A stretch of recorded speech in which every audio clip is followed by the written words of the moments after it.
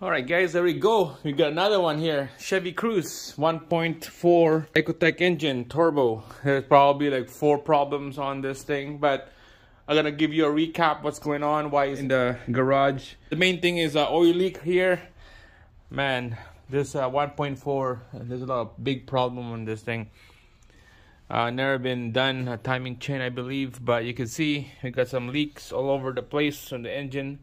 By the serpentine belt in the back there, by the alternator, it's all covered up. And you can see way down there as well, it's all dark oil back there. Who knows how long it's been leaking. And you can see that blue silicone gasket. You're not supposed to use a silicone gasket, so somebody's been rigging it out, making it cheap, running it really low budget car here. But that's another problem. I'm gonna make that in the next video. So this video is about diagnosing there's no heat inside the vehicle, there's no air coming out of the vent, the floor, the dash, so the blower motor is not working properly. So we're just gonna quickly diagnose why it's not working, and we're gonna remove and install, who knows, it could be a blower motor or a resistor control modules. So let's get started.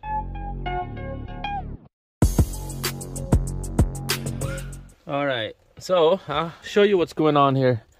This haven't been ran for a week.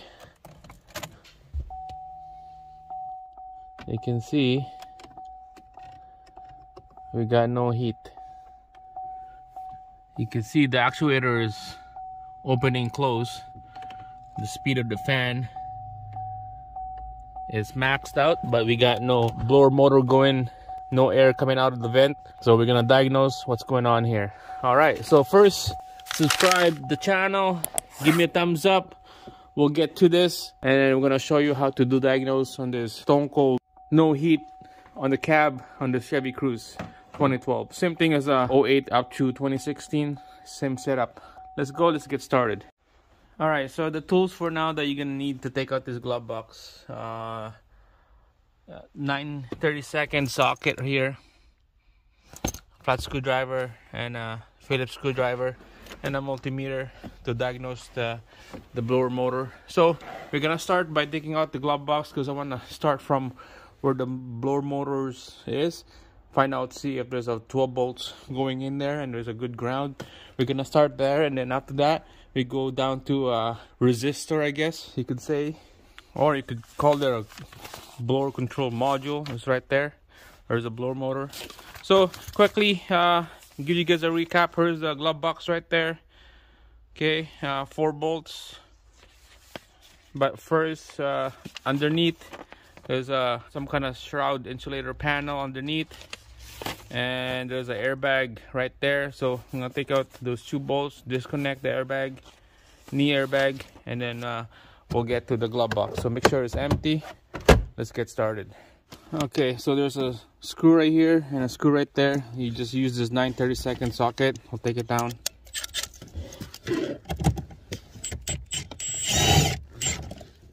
There's one right there, and another one is right here.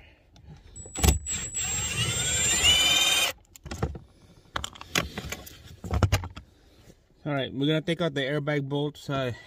It's a 10 millimeter on that airbag bolt. Just gonna take those out.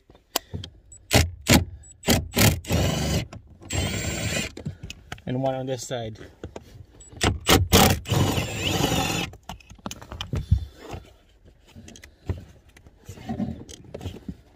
All right, so we're just gonna peel this off, and the airbag is out like that.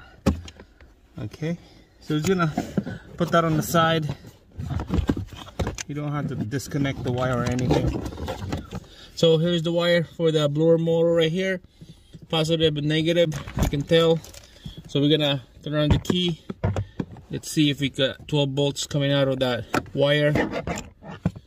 Make sure I get a multimeter, and let's test it out. Key on, engine off, and let's see if there's 12 volts coming out.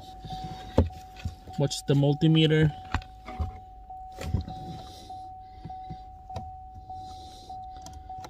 All right, nothing. No 12 bolts. There you go. Alright, so we have 12 bolts. I think this is gonna be easy. I think we need a blower motor here. Guys, so I took the wire off just to make sure. Double check this wire. There's 12 volts. Key on, engine off. There we go.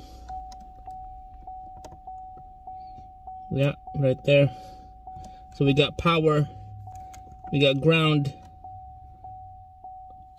On this wire, the motor is screwed up. We don't need to test the resistor or the blower control module or anything like that. Quick tap on this motor, hopefully it will wake up. So a little bit of tap like that. Put the wire back on. Nothing. Nothing. Oh yes, look at that.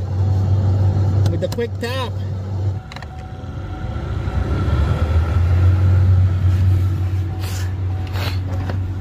Yeah guys, there you go. So as a quick diagnose on that blower motor, just we know there's power going to that connector, the 2-wire connector. It's a quick tap on that blower motor, and that is just a quick diagnose. But you know, we're gonna change the motor. We're gonna let the guy know that this motor is screwed, temporary fix. Eventually it will die down. Eventually that motor will stop working.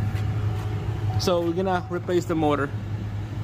All right, so this is the case cover of the motor, 3 bolts, and then the housing of the motor is exposed after you take out those 3 bolts and take out that cover.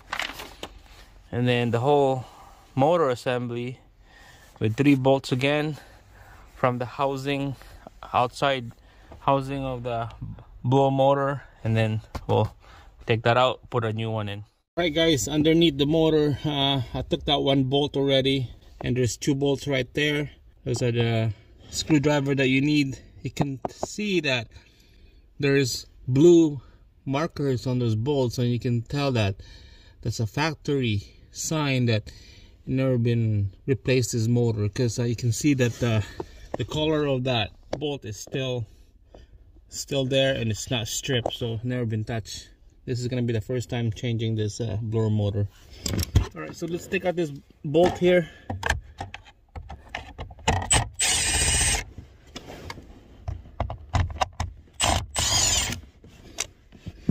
Make sure loosen this up. There's a little air duct here away, so you could get the bolt from the front.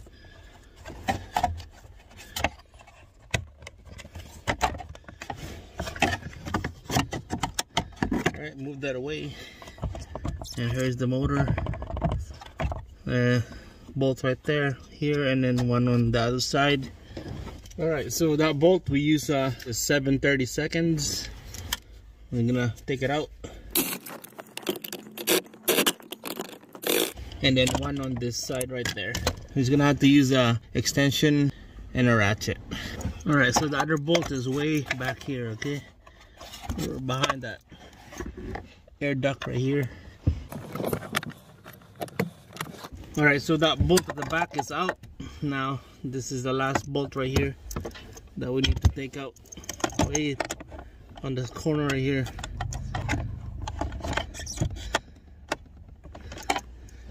It's right on the underneath the air duct, so you're gonna have to move the air duct away and then keep spinning that thing.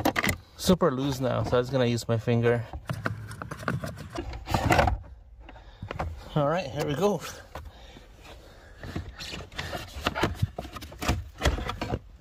Blower motor is out.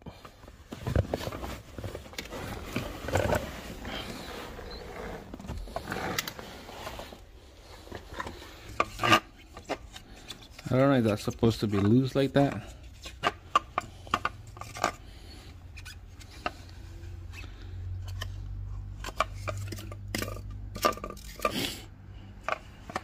Looks like it's the original one. Alright, so let's get a new one and let's install the new one in. Alright guys, I'm gonna quickly show you what caused this motor to stop working. Okay, this thing has like 70 or 180,000 K on it. So it's gonna quickly zoom in here, and hopefully you can see this. All right, there we go. So you see that copper round right there, and that square gold looking, that's a brush, and that's a stator, that copper round color. You can see that in the middle it's not copper anymore, because that's where the brush right on the copper. And then over time parts wear out because it's a moving part. It's been spinning who knows how many times and so fast, so it's wear out. And then this thing, that copper and then the brush, they misaligned, and that would stop working. And when I did a little quick tap on the bottom of this motor, it would readjust and it shook a little bit. That would cause to work again. And if you hit a couple bumps on the road and let's say the car shook a little bit, kind of thing like that, it will stop working again. So it's better to change now than wait for later to stop again. So this is one of those things that the old one is out. Let's just change the old one to a new one.